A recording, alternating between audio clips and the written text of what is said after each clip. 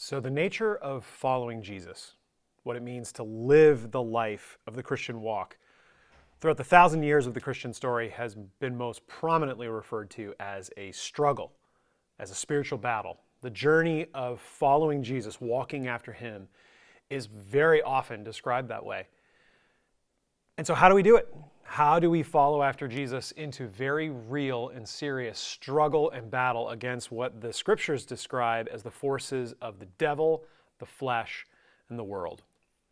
I'm going to be teaching a Sunday school class over the next several weeks, looking over the month of November, specifically looking at that question as we go through a book written by Pastor John Mark Comer called Live No Lies.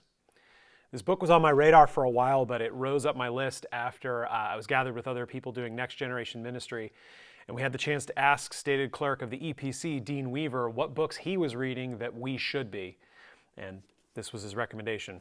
So I picked it up, and I found it a very challenging, convicting, but also encouraging read, looking at that question of what does it mean for us to effectively follow Jesus as we engage in that question of that struggle, that spiritual battle.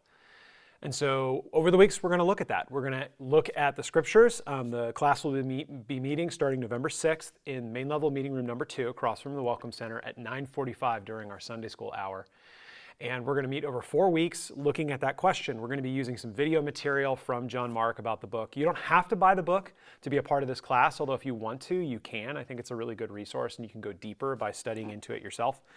But we will be spending time hearing from that video content, reading God's Word, having a discussion together as we talk about what this means for us. And every week I'm going to have just some ways some exercises to take home to think about, to consider what does it mean to do this and to think about this in a deeper way.